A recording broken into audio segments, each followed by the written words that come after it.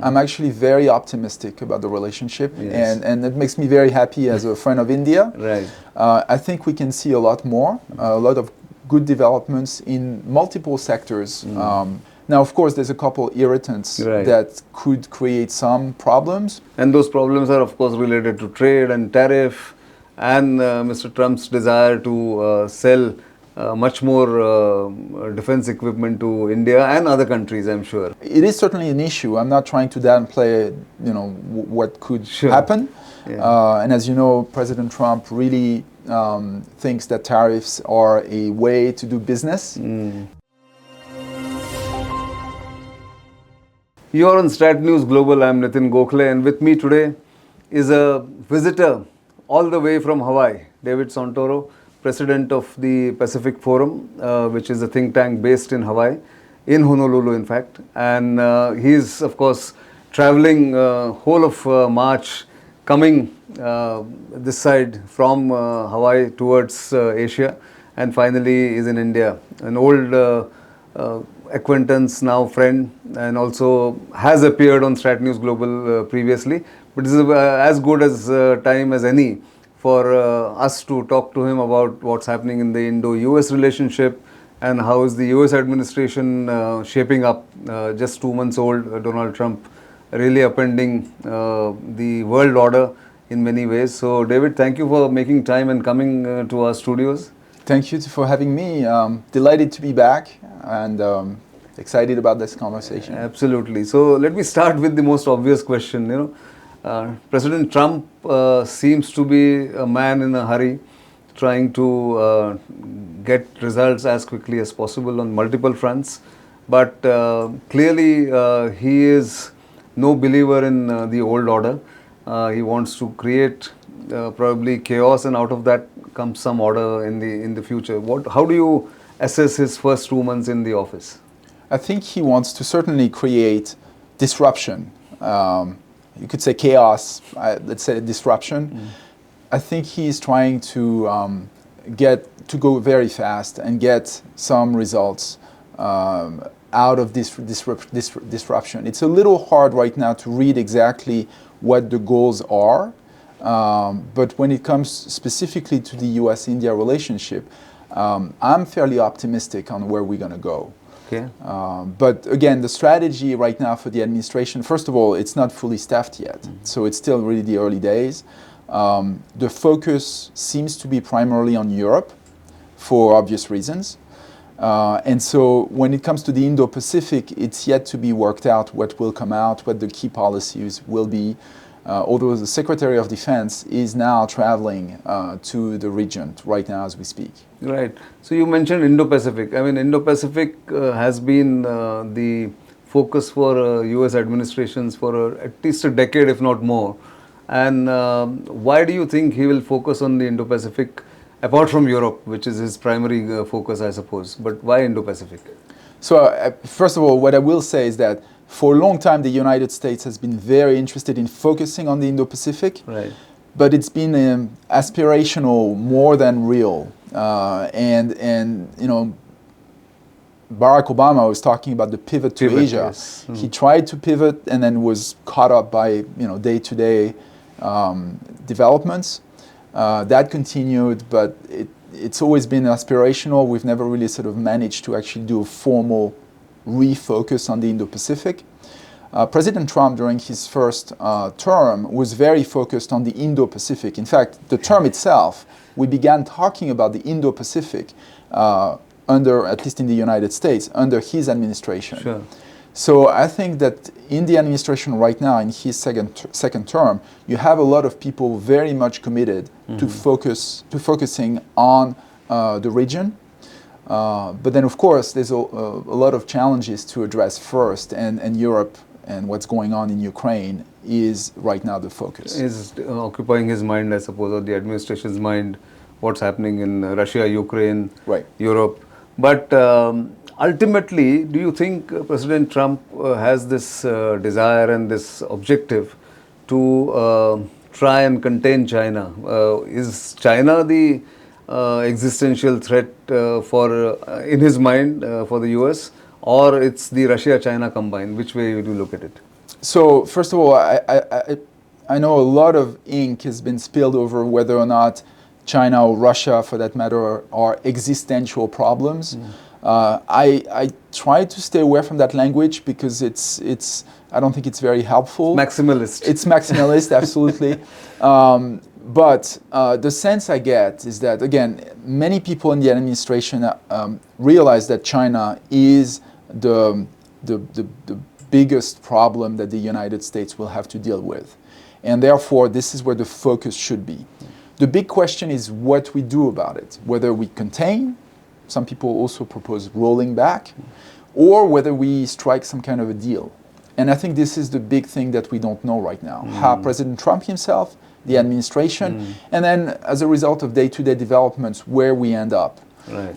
But I expect a focus on China, on the region as a whole, to be a big piece of this administration. Sure. Again, right now we don't see it. Yeah, exactly. But hopefully this is But where we're go. this is the other thing, and I'll move on to India, US very quickly. But one thought from you on some analysts saying that he's trying to create a friendlier relationship between US and Russia, so that Russia moves away or comes out of the influence of the Chinese.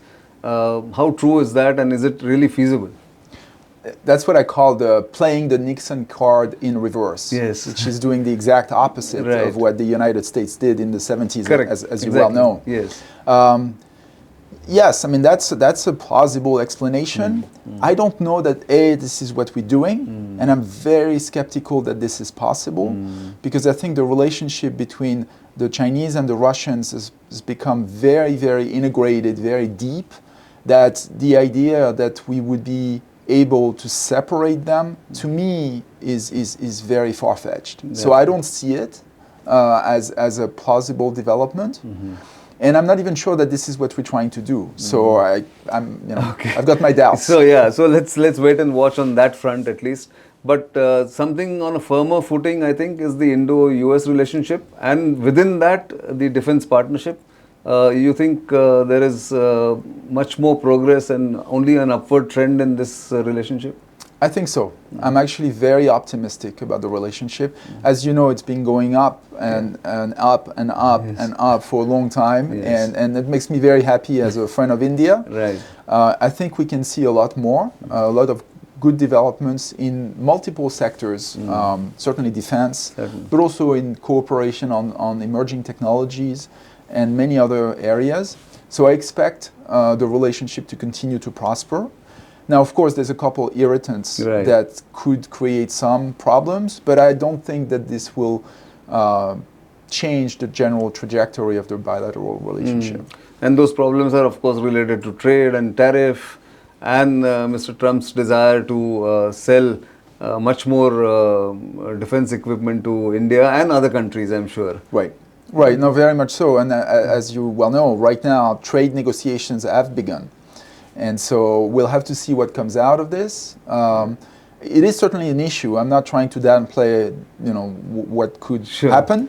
And as you know, President Trump really thinks that tariffs are a way to do business. So I have no doubt that this is something that he will try and use as a tool. That said, I think the potential and the interest that the United States has in going past that issue and developing a lot more deeper relationship with India will ultimately overcome that problem. I suppose so. Hopefully that will happen. But since you've been traveling through Asia, coming this side from Hawaii, and you've been to so many countries like you were mentioning, what is your sense of how are the different countries, friends, allies, neutral countries, how are they looking at it? Let's start from Australia, Japan, and come towards India. So allies, partners, neutral countries, and I would say even competitors are all, in my estimation, in wait-and-see mode. Okay. And they are trying to gauge where the administration is going to go, the policies that it's going to implement, before they make a decision on where what they should do and how. That's the sense I get. So you get a lot of people that are anxious about what's going to happen, and they're trying to wait and see whether there's signals from the administration as to where the country is going to go. I'm particularly interested in Taiwan, for instance. You had spent some time in Taipei, if I'm not mistaken. A little bit, yes. Yeah.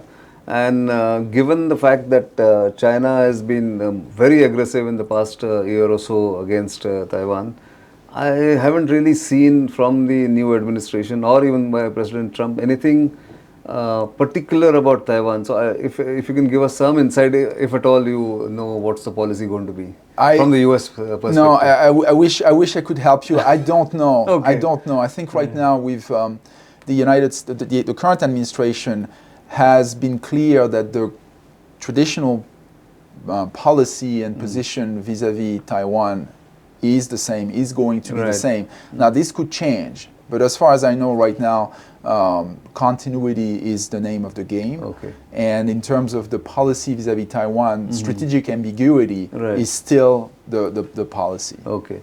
And I think with TSMC establishing or planning to establish a facility in the US now, that should appease Mr. Trump at least, if not the administration. Right, and you know, it's interesting you mentioned that. Absolutely, I think that's definitely a good way to look at it. When sometimes, as I was traveling, representatives from allies and many other countries, they want to know exactly what they should do, and as if I knew, I don't know. But what I tell them is, you need to show the United States. What I would do is show the administration what is it that you bring to the table, how you contribute to the relationship. Sure. Because as you well know, Mr. Trump is interested in finding out what the United States is getting out of the relationship that it has with those countries. That's right. And so if you're sitting in, say, Wellington, then show what New Zealand is bringing to the table. That's how I look at it.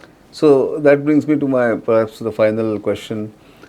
Quad is part of very vital part of the Indo-Pacific, and Quad countries themselves, and I was having a chat with a couple of Australians and then some Japanese, they also seem to be a little unsure of which way it is going to go. India is also part of the Quad.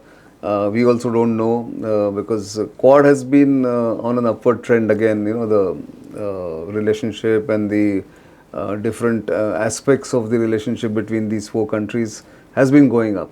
But would this continue? In your just assessment as an analyst, do you think Quad continues to be an important factor in the Indo-Pacific? Yes, I think it has potential to continue to develop into something more than what it's been so far. I see potential. I see, for instance, more potential in the Quad than in AUKUS, the Australia, United Kingdom, US arrangement, which I think is not going away. I think it's also a mechanism that will continue to exist and thrive. That particular mechanism, though, was developed by the previous administration. And just as a result, it might not be looked at so favorably by the current administration.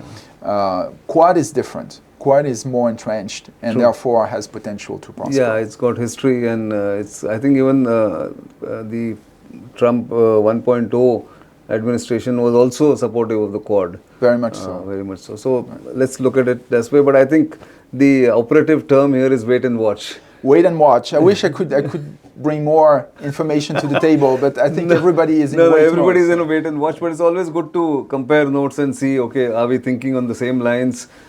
Is there something that we should look at more particularly? But as usual, great insights. Thank you very much for coming in. Keep watching Strat News Global, and we'll bring to you such interesting guests from afar. Of course, interested in India and the Quad and the Indo-Pacific, but also have a world view. Thanks for watching. Keep subscribing to our YouTube channel, and of course your social media handles are well known to you. Your feedback is important. Until the next time, it's goodbye.